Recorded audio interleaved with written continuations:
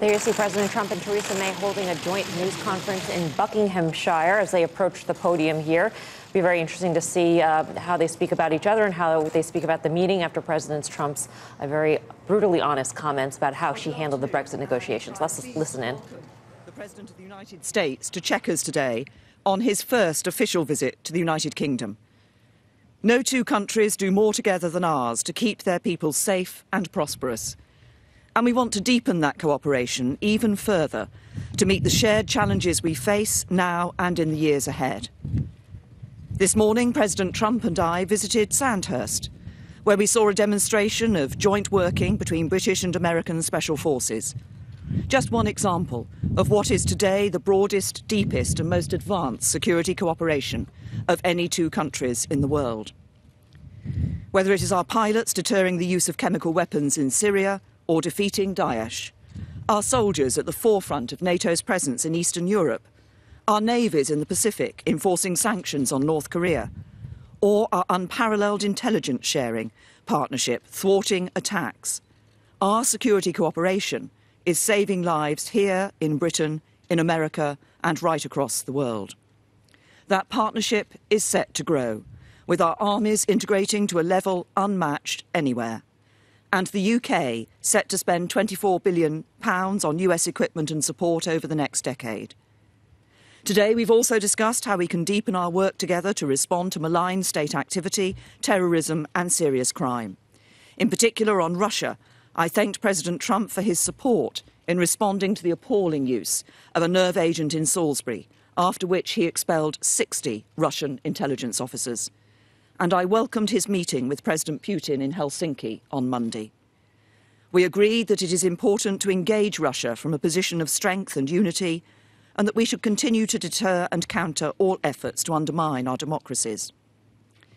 Turning to our economic cooperation, with mutual investment between us already over $1 trillion, we want to go further.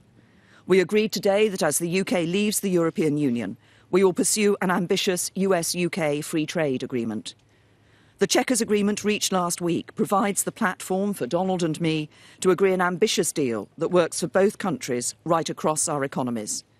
A deal that builds on the UK's independent trade policy, reducing tariffs, delivering a gold standard in financial services cooperation, and as two of the world's most advanced economies, seizing the opportunity of new technology. All of this will further enhance our economic cooperation, creating new jobs and prosperity for our peoples for generations to come. The UK-US relationship is also defined by the role we play on the world stage. Doing this means making tough calls, and sometimes being prepared to say things that others might rather not hear. From the outset, President Trump has been clear about how he sees the challenges we face, and on many we agree. For example, the need to deal with the long-standing nuclear threat of DPRK, where the agreement in Singapore has set in train the prospect of denuclearisation, to which the UK is proud to be contributing expertise. Or the need to address the destabilising influence of Iran in the Middle East, where today we've discussed what more we can do to push back on Iran in Yemen and reduce humanitarian suffering.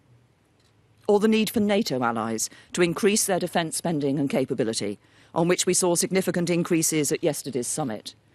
This includes Afghanistan, where this week I announced a further uplift of 440 UK troops, an ongoing commitment to a mission that began as NATO's only use of Article 5, acting in support of the US. Finally, let me say this about the wider transatlantic relationship. It is all of our responsibility to ensure that transatlantic unity endures, for it has been fundamental to the protection and projection of our interests and values for generations. With US leadership at its foundation, its beating heart remains our democratic values and our commitment to justice. Those values are something that we in the UK will always cherish, as I know the US will too. It is the strength of these values and the common interests they create that we see across the breadth of our societies in North America and Europe. And that is why I'm confident that this transatlantic alliance will continue to be the bedrock of our shared security and prosperity for years to come. Mr. President. Thank you very much. Thank you. Prime Minister, thank you very much. And it is my true honor to join you at this remarkable setting, truly magnificent. as we celebrate the special relationship between our two countries. On behalf of the American people, I want to thank you for your very gracious hospitality. Thank you very much, Theresa. Last night, Melania and I were delighted to join you and Philip for dinner at the magnificent Blenheim Palace. It was a wonderful and memorable evening that we will not soon forget. It was really something very special. Today, it's a true privilege to visit historic Chequers that I've heard so much about and read so much about growing up in history class, and to continue our conversation, which has really proceeded along rapidly and well over the last few days. For generations, our predecessors have gathered at this stunning retreat to strengthen a bond that is like no other. The relationship between our two nations is indispensable to the cause of liberty, justice, and peace. The United Kingdom and the United States are bound together by a common historic heritage, language, and heroes. The traditions of freedom, sovereignty, and the true rule of law were our shared gift to the world. They are now our priceless inheritance to a civilization. We must never cease to be united in their defense and in their renewal. Before our dinner last night, Melania and I joined Prime Minister May, Mr. May, and the Duke and Duchess of Marlborough for a tour of the Winston Churchill exhibit at Blenheim Palace. There was something very special. It was from right here at Chequers that Prime Minister Churchill phoned President Roosevelt after Pearl Harbor. In that horrific war, American and British service members bravely shed their blood alongside one another in defense of home and in defense of freedom. And together we achieved a really special, magnificent victory, and it was total victory. Prime Minister May and I have just come from a very productive NATO summit. That was truly a productive summit, where my top priority was getting other NATO members to pay their full and fair share, and the Prime Minister was right there with me. I want to thank you, Prime Minister, for the United Kingdom's contribution to our common defense. The UK is one of the handful of nations, 5 out of 29. Not good, but it's going to get better really fast. In addition to the United States meeting the 2% GDP minimum defense spending commitment. During the summit, I made clear all NATO allies must honor their obligations, and I'm pleased to report that we have received substantial commitments from members to increase their defense spending and to do so in a much more timely manner. In our meetings today, the Prime Minister and I discussed a range of shared priorities, including stopping nuclear proliferation. I thanked Prime Minister May for her partnership in our pursuit of a nuclear-free North Korea. It's been a tremendous help. The Prime Minister and I also discussed Iran. We both agree that Iran must never possess a nuclear weapon and that I must halt, and we must do it, and I'm going to do it, and she's going to do it, and we're all going to do it together. We have to stop terrorism. It's the scourge. We have to stop terrorism, and we have to get certain countries, and they've come a long way, I believe. The funding of terrorism has to stop, and it has to stop now. I encourage the Prime Minister to sustain pressure on the regime, and she needed absolutely no encouragement because she, in fact, also encourages me. And we're doing that, and we're doing that together, very closely coordinated. The United Kingdom and the United States are also strengthening cooperation between our armed forces who serve together on battlefields all around the world. Today, the Prime Minister and I viewed several U.S.-UK Special Forces demonstrations. We saw some demonstrations today, frankly, that were incredible. The talent of these young, brave, strong people. We saw it at the Royal Military Academy at Sandhurst. Seamless cooperation between our militaries is really just vital to addressing the many shared security threats. We have threats far different than we've ever had before. They've always been out there, but these are different, and they're severe, and we will handle them well. We also recognize the vital importance of border security and immigration control. In order to prevent foreign acts of terrorism within our shores, we must prevent terrorists and their supporters from gaining admission in the first place. Border security is a national security problem. And in the United States, we are working very hard to get the Democrats to give us a couple of votes so we can pass meaningful and powerful border security. I also want to thank Prime Minister May for pursuing fair and reciprocal trade with the United States.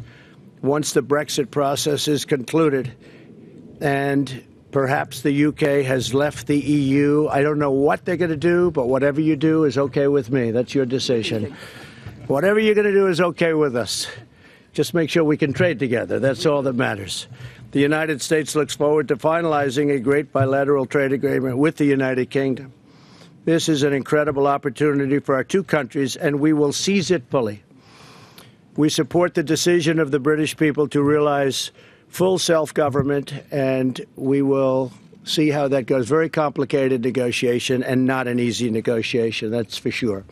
A strong and independent United Kingdom, like a strong and independent United States, is truly a blessing on the world.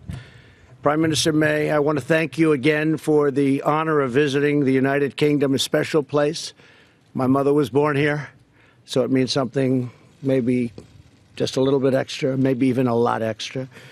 And we had a wonderful visit. Last night, I think I got to know the Prime Minister better than at any time. We spent a lot of time together over a year and a half, but last night we really, I was very embarrassed for the rest of the table. We just talked about lots of different problems and solutions to those problems, and it was a great evening. As we stand together this afternoon at Chequers, we continue a long tradition of friendship, collaboration, and affection between ourselves and also between our people. The enduring relationship between our nations has never been stronger than it is now. So, Madam Prime Minister, thank you very much. It's been an honor. Thank you. Thank you, Theresa. Thank you, Mr. President. Thank you. Thank you. Now, we're going to take 4 questions each. I'll start off with Laura. Thank you very much, Prime Minister and Mr. President. Laura Kunsberg, BBC News.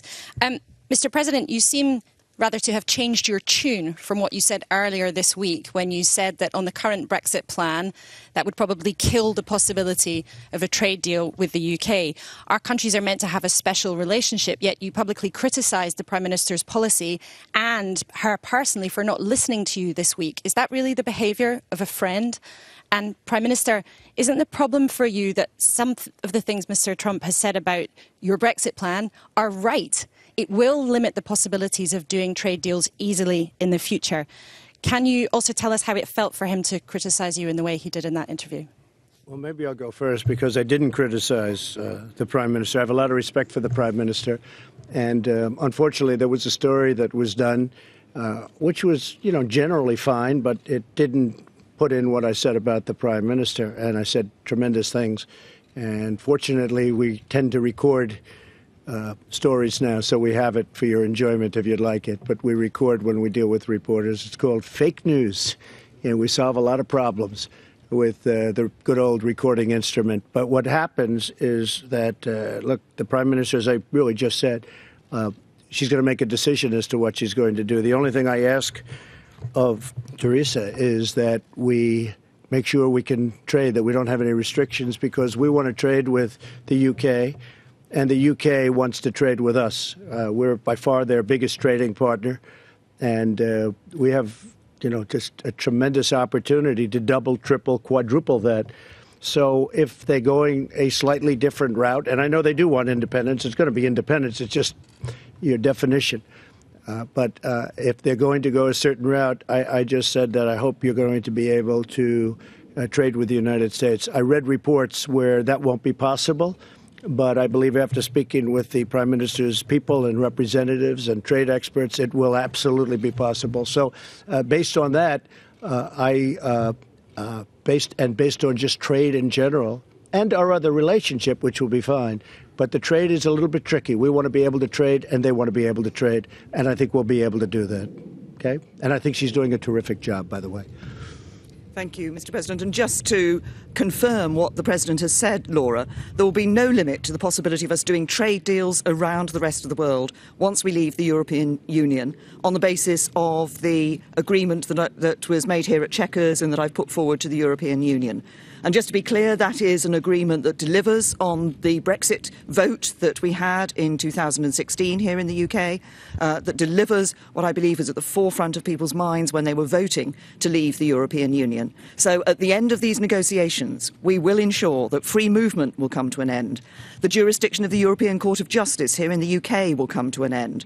The sending of vast sums of money every year to the EU will come to an end. We will come out of the common agricultural policy. We will come out of the common fisheries policy. And we will ensure, by not being in a customs union, that we are able to have an independent trade policy and do those trade deals around the world. And as you've heard from the President, the United States is keen for us. We're keen to work with them. And we will do a trade deal with them and with others around the rest of the world. Mr. President, would you like to select a... Jonathan Swan, go ahead.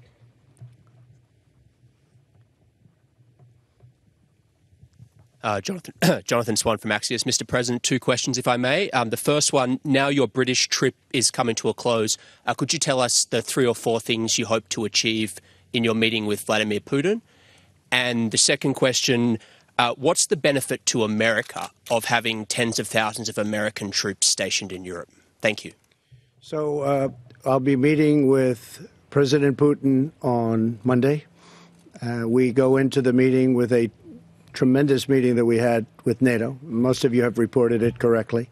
It was certainly it was testy at the beginning, but at the end everybody came together and they agreed to do what they should do, and actually what they've committed to do, which you fully adhered to. You didn't have a problem, but some people did. And we left that meeting, I think, probably more unified and wealthier as a group than ever before.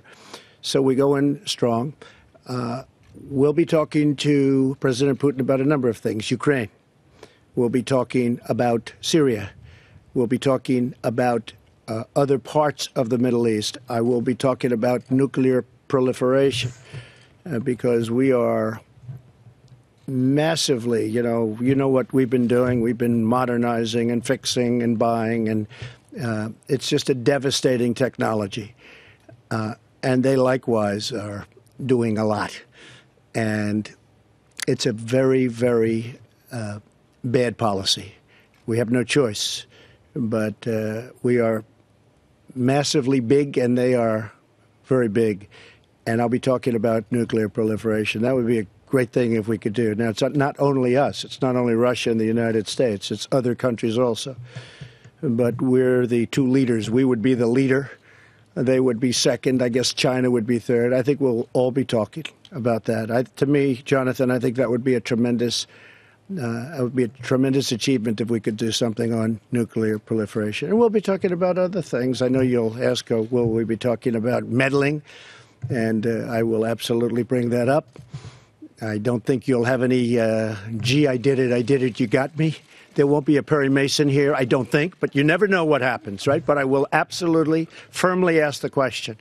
And hopefully we'll have a very good relationship with Russia. I think having, and the Prime Minister would agree, if we have a good relationship with Russia and with China and with other countries, that's a good thing, not a bad thing. So hopefully that will happen, Jonathan. Okay? Here's the second one, which was about the troops. What's the benefit to America? The benefit to America? Yeah, the troops where, though? Where? Well, look, there is a benefit. There's a psychological benefit and there's a military benefit. There's also a benefit not to do it. I mean, I was prepared to do things that would have been somewhat harsh yesterday. A lot of people were surprised that NATO all came together at the end. But and it wasn't a threat. I mean, it was just an unfair situation. The United States was paying, anywhere from 70 to 90, and I choose 90, depending on the way you want to calculate. We were paying 90% of the cost of NATO, and NATO is really there for Europe, much more so than us. It helps Europe, no matter what our military people or your military people say, helps Europe more than it helps us. That being said, it is a great unifier. We have 29 countries, and there was a lot of love in that room.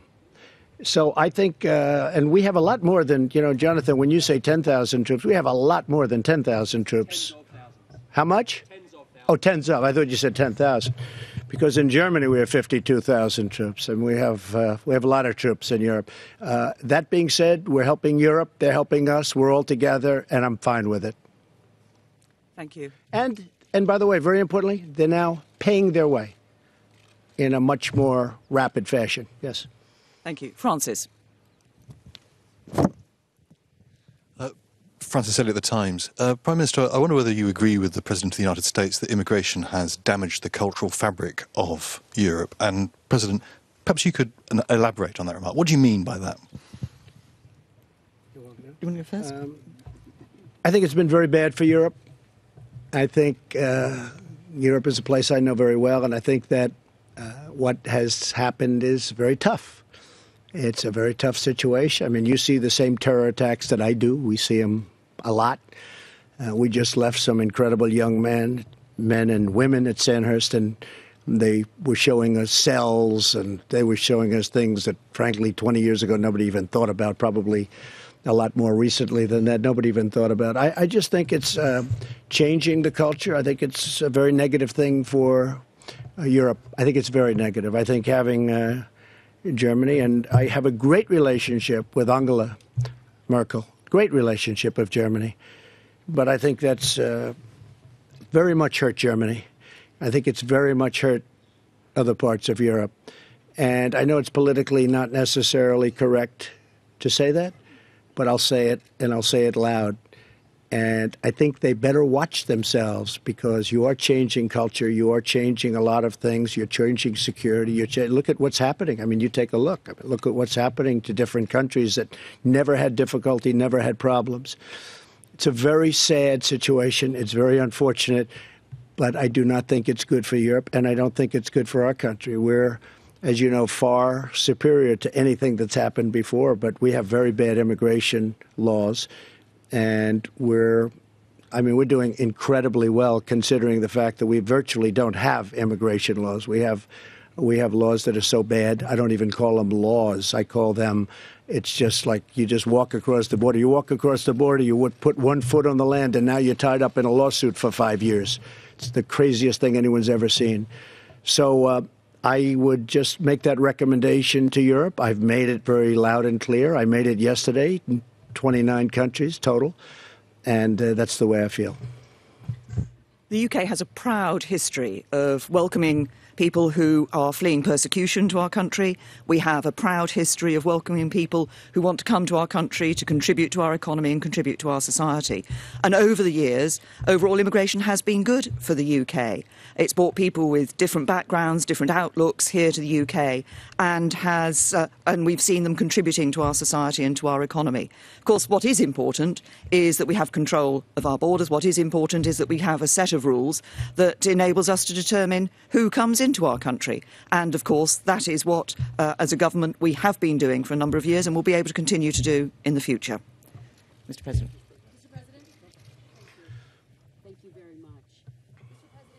Spent the week taking on NATO allies, criticizing Prime Minister May on her own soil. And I wonder are you giving Russian President Vladimir Putin the upper hand heading into your talks, given that you are challenging these alliances that he seeks to break up and destroy? See, that's such dishonest reporting because, of course, it happens to be NBC, which is possibly worse than CNN. Possibly. Let me explain something. We have left NATO with more money, with more unity, with more spirit than NATO probably has ever had. We have a strong and powerful NATO. When I became president, we didn't. We had people that weren't paying their bills. We had people that were way down. We had people that weren't following their commitments. In addition to that, we've become an oil exporter, which would not have happened under the past regime or a new regime if it weren't us. We have built up our military, $700 billion, and then next year, as you know, $716 billion. When you look at what we've done in terms of Russia, I guarantee whoever it is in Russia, they're saying, oh, gee, do we wish that Trump was not the victor in that election. We have been far tougher on Russia than anybody, and probably than, look, I'm not going to go down 100 years, but certainly we have been extremely tough on Russia, including the fact that when the prime minister called, when they had a horrible thing happen right here, very close by, she asked, would I do something, and maybe I'd let you tell the number, and it was far greater than anybody else, including the prime minister. We expelled how many people? 60. And Germany did 3, as an example. So Germany, big country, powerful country, they did 3. The fake news doesn't want to talk about it. So it really is. We have been very strong on Russia. Now, with all that being said, if I had a relationship with Putin, I don't know him. I met him twice, maybe 3 times, 2.5 times.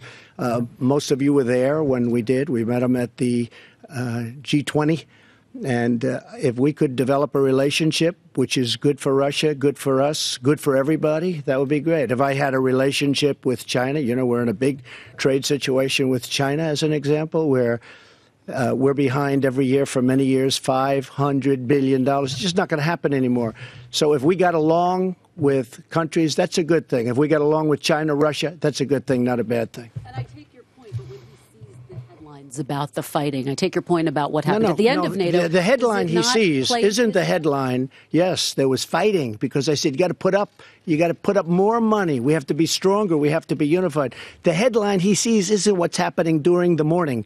The headline he sees is what happened in the afternoon, where we came together as one, where they're putting up billions of dollars more. I'll give you an example. And this is a confirmed number. $34 billion more was raised since I became president in NATO. That means that the other 28 countries have put in $34 billion more into NATO. Do you think Putin's happy about that? I don't think so. But we have a lot of false reporting in this country. I don't think you have that in your country, do you, Prime Minister? Okay, go ahead. Ask the Prime Minister. I'd like to ask you a question as well. President Trump told The Sun, I think the deal she is striking on Brexit is not what the people voted for. Is he wrong? Or are you offering up a Brexit light? And I wonder if we could get your reaction to him saying that Boris Johnson would be a great Prime Minister. Well, first of all, on the deal that we have put on the table, the agreement that we've put on the table, as I said earlier in response to Laura's first question, this does deliver on the vote of the British people. The British people voted to leave the European Union. And I heard the turn of phrase that the President used earlier, but let me be very clear about this. We will be leaving the European Union, and we are leaving on the 29th of March 2019. As we leave the European Union, we will be delivering on what people voted for, an end to free movement, an end to sending vast amounts of money to the European Union every year, an end to the jurisdiction of the European Court of Justice here in the United Kingdom, coming out of the common fisheries policy, coming out of the common agricultural policy, and ensuring, by coming out of the customs union, that we can have an independent trade policy that enables us to negotiate trade deals with the United States and with other countries around the rest of the world. That's what the British people voted for, and that's what we will be delivering. We will deliver it in a way that protects jobs and livelihoods and meets our commitment to the border in between Northern Ireland and Ireland. And Robert? Well, Boris, the President... Well, I'll respond. They said unrelated, not related to... If we have the tape, you could ask Sarah, get it from Sarah. We taped the entire interview. They asked about Boris Johnson. I said, yeah, how would he be as a prime minister? I said, he'll be a great prime minister. He's been very nice to me. He's been saying very good things about me as president. I think he thinks I'm doing a great job. I am doing a great job. That I can tell you, just in case you haven't noticed. But Boris Johnson, I think, would be a great prime minister. I also said that this incredible woman right here is doing a fantastic job, a great job. And I mean that. And I must say that I have gotten to know Theresa May much better over the last 2 days than I've known her over the last year and a half. I mean, we've spent more time in the last 2 days. Yesterday I had breakfast, lunch, and dinner with her. Then I said, what are we doing tomorrow, which is today? Oh, you're having breakfast and lunch with Theresa May. And I'm going to see you later on again. So, but I've actually gotten to know her better than ever. And I think she's a terrific woman. I think she's doing a terrific job. And that Brexit is a very tough situation. That's a tough deal between the borders and the entries into the countries and all of the things. So she's going to do the best. The only thing I ask is that she work it out so that we can have very even trade, because we do not have a fair deal with the European Union right now on trade. They treat the United States horribly, and that's going to change.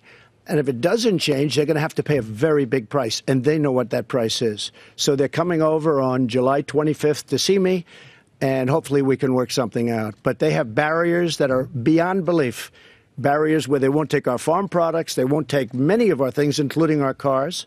They charge us tariffs on cars far greater than we charge them. As you know all these things. And last year, Theresa, we lost $151 billion with the European Union. So we can't have that. We're not going to have that any longer, okay? Thank you. Robert. Robert Peston, ITV. Mr. President, how would you characterise your relationship with the United Kingdom? More special than with other countries? And by the way, on farm products, I think on the Prime Minister's deal, you wouldn't be allowed to export many of your farm products to the UK. Would that be a problem for you? Prime Minister, the President said yesterday that he gave you advice about how to negotiate Brexit, that you didn't take that advice. I wondered what that advice was and whether you have any regrets about not taking it. Well, Robert, lots of people give me advice about how to negotiate with the European Union. My job is actually getting out there and doing it, and that's exactly what I've done. And as you know, as we've been going through these negotiations, there have been one or two sceptical voices, perhaps from some of you arrayed before me today, about whether we would achieve what we would achieve in December. We had got that joint report and that joint agreement on citizens' rights and those other issues. We got the implementation period in March. Now we've put forward a proposal. The two proposals the European Commission had put forward are not acceptable to the UK. We have said no to those, and that's why we have put our own proposal on the table for the future, which, like I've said in answer to other questions, delivers on the Brexit deal, but also ensures that we can have smooth trade with the European Union in the future. And in terms of the United States and trade with the United States, there will be questions on some of the trade issues about the standards we have here for certain products and how we want to deal with those in the trade deal. That will be a matter for the negotiations. So I would say I give our relationship, in terms of grade, the highest level of special. So we start off with special. I would give our relationship with the UK, and now, especially after this 2 days, with your Prime Minister, I would say the highest level of special. Now, am I allowed to go higher than that? I'm not sure. But it's the highest level of special. They're very special people. It's a very special country. And as I said, I have a relationship because my mother was born in Scotland. So very important. As far as the advice, I did give her a suggestion. I wouldn't say advice. And I think she found it maybe too brutal. And that's okay, because I could see that. But I don't know if you remember what I said. But I did give her a certain amount of I gave her a suggestion, not advice. I wouldn't want to give her advice. I'd give her a suggestion. I could fully understand why she thought it was a little bit tough. And maybe someday she'll do that. If they don't make the right deal, she might very well do what I suggested that she might want to do. But it is not an easy thing. Look at the United States, how the European Union has taken advantage systematically of the United States on trade. It's a disgrace. So it's not an easy negotiation. President, since you attacked CNN, can I ask you a question? John Roberts, go ahead, John. No. John Roberts, go ahead. CNN's fake news. I don't take questions. I don't take questions from CNN. CNN is fake news. I don't take questions from CNN. John Roberts of Fox. Let's go to a real network. John, let's go. Well, we're a real network too, sir. Thank you, Mr. President. Thank you. Some people have suggested that relations between the United States and Russia are at their lowest point since the end of the Cold War. And you have stated many, many times that you think it's important to have a better relationship with Russia. Is there any way for relations between the United States and Russia to improve as long as Putin continues to occupy Crimea? Yes, I think so. I think I'd have a very good relationship with President Putin if we spend time together. And I may be wrong. Other people have said that didn't work out, but I'm different than other people.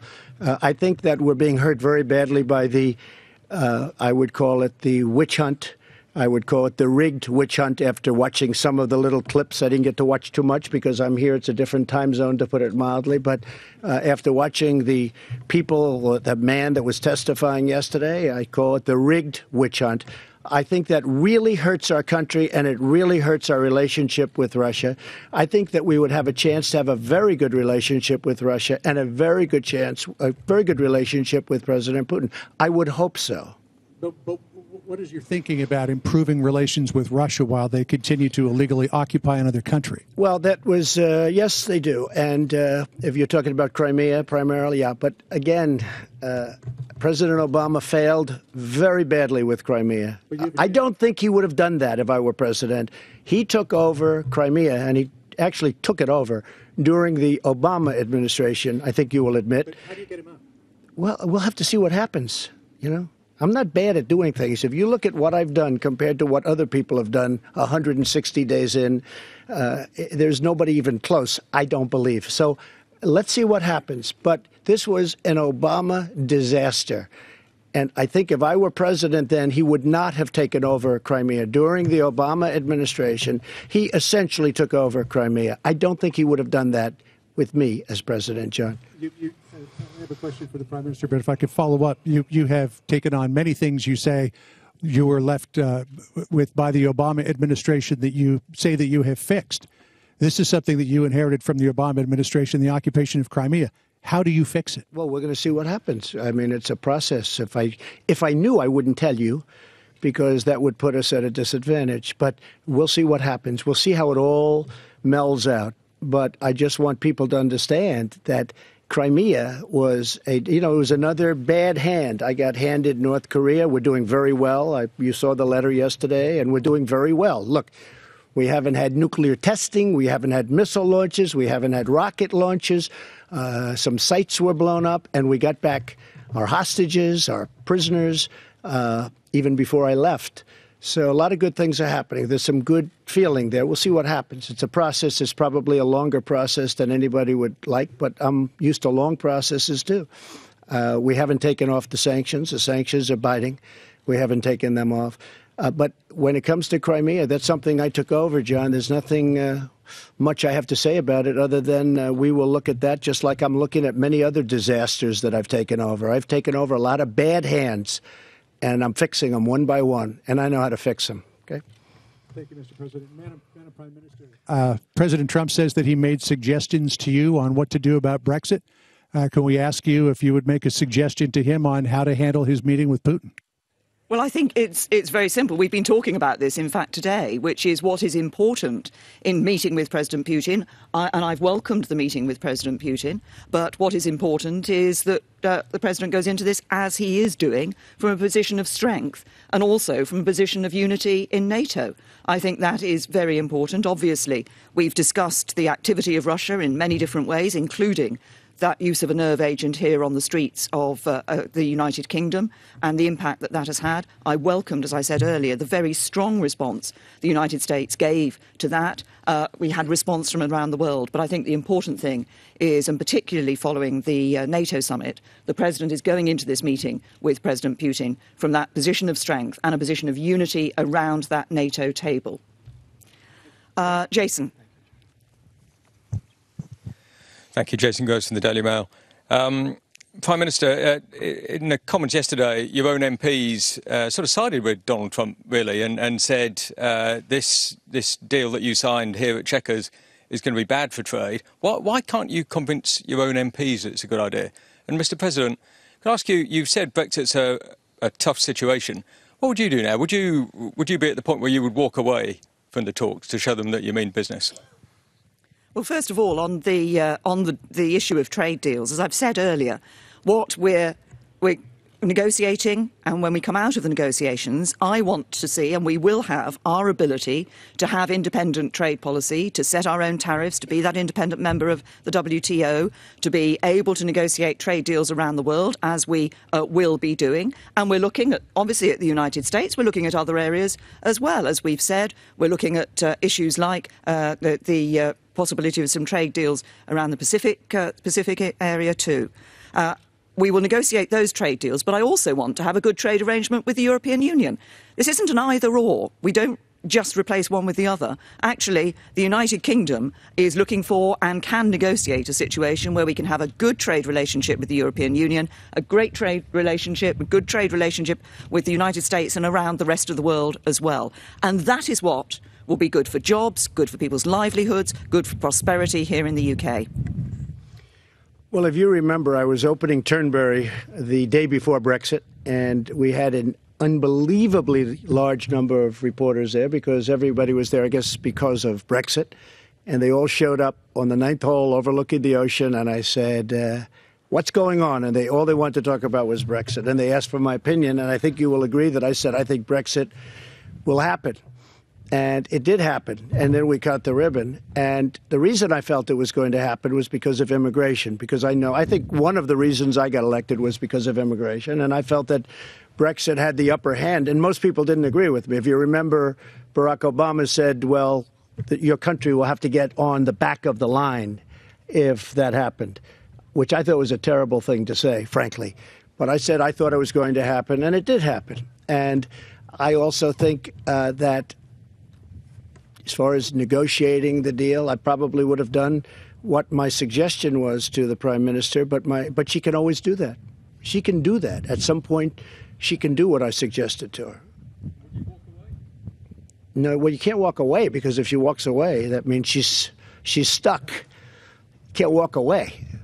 But you can do other things. But she can do what my suggestion was. And my suggestion was, respectfully submitted. She will do very well. I think she's a very tough negotiator. I've been watching her over the last couple of days. She's a tough negotiator. She's a very, very smart and determined person. I can tell you there are a lot of people that are looking up now saying, gee whiz, she left a lot of people in her wake. She's a very smart, very tough, very capable person. And I would much rather have her as my friend than my enemy. That I can tell you. And we are friends, Mr. President. Go ahead. Jeff Mason from Reuters. I like your hat. Thank you, sir. Mr. President, as good without it, too. Good head of hair. Good solid head of hair. I don't have a good solid head of hair, but thank you, exactly sir. What you have, Jeff. Going into your meeting. Come on, Jeff. Take it off. Will you show, please? Oh, boy. Look, okay. I like you better without the hat. Go ahead. There we go. Going into your meeting with President Putin on Monday, sir, you mentioned both denuclearization and you mentioned Syria. Can you say exactly what your message will be to him on Syria? What would you like him to say, especially given Assad's gains in the country recently? And also, and on denuclearization, can you spell out a little bit how you expect that to happen in terms of treaties and in terms of talks? Well, it'll be a slow process. Don't forget, we're not the only ones that have nukes. And it would be a slow process. But for the world, it would be us, and it would be others would have to come along simultaneously, obviously. But I think that when the meeting was arranged, and we both wanted the meeting, when the meeting was arranged, it was, from my standpoint, I didn't go in with high expectations, but you may come out with something very exceptional. But the proliferation is a tremendous. I mean, to me, it's the biggest problem in the world. Nuclear weapons, biggest problem in the world. I understand nuclear. Look up Dr. John Trump at MIT. He was my uncle, many, many years a professor. I used to talk nuclear with him, and this is many years ago. It's the biggest problem, in my opinion, this world has, nuclear weapons. So if we could do something to substantially reduce them, I mean, ideally get rid of them. Maybe that's a dream. But certainly it's a subject that I'll be bringing up with him. And it's also a very expensive thing, but that's the least important. So if we can do something. But I didn't go in, and I was telling the Prime Minister before, I didn't go in with high expectations. I mean, we do have a political problem where, in the United States, we have this stupidity going on, pure stupidity. But it makes it very hard to do something with Russia. Anything you do, it's always going to be, oh, Russia, he loves Russia. I love the United States, but I love getting along with Russia and China and other countries. And it will certainly be, Jeff, something that we bring up and talk about. I think, to me, it's such a big problem. Syria, of course, I'm going to bring that up, and I'm going to bring up Ukraine, and I'm going to bring up other subjects also. Can you spell out in terms of Syria, what exactly you would like to hear from him and We're what you just would gonna like talk Russia about, to do. yeah. Well, that was another one. I mean, the red line in the sand was a problem for us. I mean, I think you might be in a different... What would you like President Putin to do now under your watch, sir? Well, I'll tell you what I'm going to do. I'm going to talk to him about that before I talk to you. And if something happens, that'll be great. And if it doesn't happen, I'm not going in with high expectations, but we may come out with some very surprising things. But relationship is very important. And having relationship with Russia and other countries, as I said a number of times, is, and I've been saying actually for years, and I've been certainly saying it during my campaign, having relationships with other countries is really a good thing. I think that I can't really overestimate how big the meeting was yesterday with NATO. We went with something that really was an unfair situation to something that's unified. I mean, they had spirit. Those people were getting up, and in the end, well, we are committing, and we're, you know, they can't go, you know, it's not like they can go immediately back. They have to go through their parliaments and their congresses and their representatives and whoever, whatever form they have, but they have to go through an approval process. But I'll tell you what, every single person in that room was gung-ho to get it done, get the money in. And even before that, as you know, $34 billion, and I think that the Secretary General, Stoltenberg, who's doing a terrific job, by the way, he said yesterday that because of President Trump, we've taken in $34 billion more for NATO. And I think the number is actually much higher than that, but $34 billion more, at least. And again, that's nothing that my opponent would have done. My opponent would have just kept going down. You know, it was going down. You see what was happening over the years. The numbers were going down. Now the number's way up, and now it's going way up higher. And that was, and he will tell you that, that was because of me. Prime Minister May, the president during his time in Brussels expressed concern about a pipeline between Russia and Germany. Do you share those concerns? And to follow up on some of the questioning from my colleagues in the British press and on the American side, did you feel undermined by President Trump's comments in The Sun about your Brexit plan and about Boris Johnson? No, look, I'm very clear that our Brexit plan will deliver on what the British people voted for, and we've had an excellent discussion here, as I've said, about, and as President Trump has said, about the possibility and the intent that we both have to have an ambitious trade deal going forward.